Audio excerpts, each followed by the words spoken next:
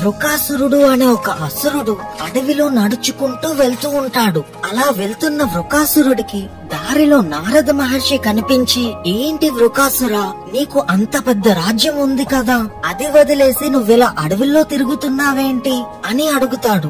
దానికి వృకాసురుడు, నేను ఈ భూమి మీద ఉండే రాజులందరినీ గెలవాలనుకుంటున్నాను, కానీ దానికోసం నాకున్న శక్తి సరిపోదు. అందుకు నేను అందరికన్నా శక్తివంతుడిగా ఎలా మారాలో మీరే చెప్పండి అని అడుగుతాడు. అప్పుడు నారద మహర్షి, సరే, నేను అడిగింది ఒకటైతే నువ్వు చెప్పింది ఇంకొకటి. నువ్వు అందరికన్నా శక్తివంతుడిగా మారాలి అంటే దానికి ఒక దారి ఉంది. నువ్వు తపస్సు చేసి అత్యంత శక్తిని వరంగా పొందొచ్చు అని చెప్తారు. అప్పుడు వృకాసురుడు, నేను ఎవరికి తపస్సు చేయాలో కూడా మీరే చెప్పండి అని అడుగుతాడు. అప్పుడు నారద మహర్షి, బ్రహ్మ విష్ణు మహేశ్వరులలో విష్ణుమూర్తికి నువ్వు నీ జీవితం మొత్తం తపస్సు చేసినా ప్రత్యక్షమవుతారని తెలియదు. అదే బ్రహ్మకి తపస్సు చేస్తే నీకు కావలసినంత శక్తి ఇవ్వగలుగుతారో లేదో తెలియదు. కాబట్టి నువ్వు వెళ్లి పరమశివుడికి తపస్సు చెయ్యు. తాను భోళా శంకరుడు కాబట్టి నీకు ప్రత్యక్షమై ఖచ్చితంగా శక్తిని ప్రసాదిస్తారు అని చెప్తాడు. వెంటనే వృకాసురుడు బయలుదేరి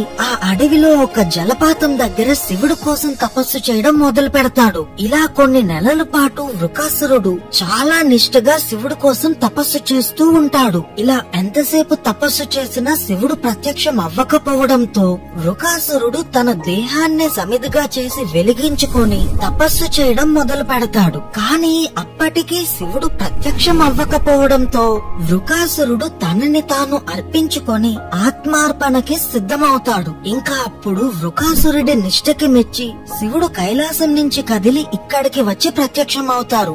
వృకాసురుడు కళ్ళు తెరిచి శివుడిని చూసి ఆ పరవశంలో శివుడి కాళ్ల మీద పడి నమస్కరిస్తాడు. వృకాసురుడు ఎన్ని నాళ్లు చేసిన తపస్సు ఫలించినందుకు చాలా సంతోషపడతాడు. శివుడు ఏం వరం కావాలో కోరుకో అని అనగానే అమరత్వాన్నే వరంగా కోరుకుంటాడు వృకాసురుడు. కానీ అప్పుడు శివుడు, పుట్టిన ప్రతివాడు ఖచ్చితంగా మరణించాలి, కాబట్టి ఇది కాకుండా ఇంకేదైనా కోరుకో అని అడుగుతాడు. అమరత్వం దక్కనందుకు వృకాసురుడు చాలా బాధపడి, సరే అయితే నాకొక వరం ప్రసాదించు. అది ఏంటి అంటే, నా చెయ్యి ఎవరి తల మీద పెడితే వాళ్ళు భస్మమైపోవాలి అని అడుగుతాడు. అప్పుడు శివుడు, ఈ వరం తీసుకుని నువ్వేం చేస్తావు అని అడుగుతాడు. కాని వృకాసురుడు పట్టుపట్టి, నాకెలాగో అమరత్వాన్ని ఇవ్వలేకపోయావు, కనీసం ఈ వరమైనా ఇవ్వు. నేను ఎంతో కఠినంగా నీ కోసం తపస్సు చేశాను, దానికి ఫలితం లేకుండా పోనిస్తావా అని అడుగుతాడు. ఇంకా శివుడు సరే అని చెప్పి వృకాసురుడికి భస్మం చేసే శక్తిని వరంగా ప్రసాదిస్తారు. కానీ శివుడు ఆ వరాన్ని ఇచ్చాడు అని నమ్మకం లేక వృకాసురుడు శివుడితో, నాకు నిజంగానే వరాన్ని ప్రసాదించావా, లేదా నా దగ్గర నుంచి తప్పించుకోవడం కోసం నువ్వు అబద్ధం చెప్తున్నావా?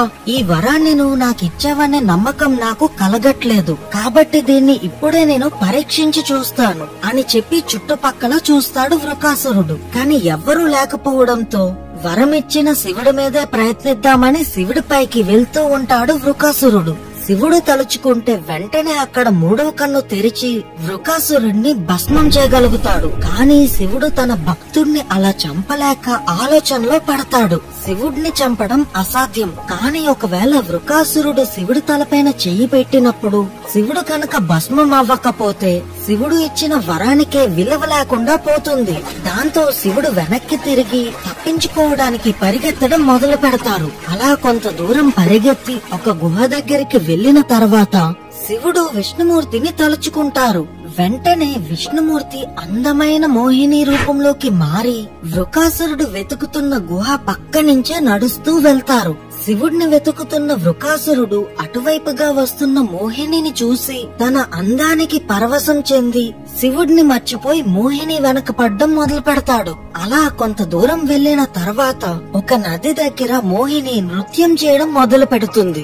వెనకాలే వస్తున్న వృకాసురుడు మోహిని చేస్తున్న నాట్యంకి పరవశం చెంది మోహినితో పాటే నాట్యం చేయడం మొదలు పెడతాడు. అలా మోహినితో పాటు చేస్తున్న నాట్యంలో లీనమైపోయి వృకాసురుడు ఒక భంగిమలో తన తల మీద తన చెయ్యినే పెట్టుకుంటాడు. ఇంకంతే, ఒక్కసారిగా వృకాసురుడు భస్మమైపోతాడు. వరమిచ్చిన శివుడినే భస్మం చేద్దామనుకున్నాడు కాబట్టి వృకాసురుడిని అందరూ భస్మాసురుడు అని అంటారు. భస్మాసురుడు చనిపోయాడు. ఇంకా మోహిని తిరిగి విష్ణు రూపంలోకి మారే సమయం వచ్చింది. కానీ మహేషికి బ్రహ్మ ఇచ్చిన వరం అలాగే ఉంది. దీక్షా విధాన స్కలితోన్నతః శ్రద్ధా భక్తి పరిపూర్ణ చేతః హరిహర సుతం ఆనంద చిత్తం శబరిమలేశం శరణం శరణం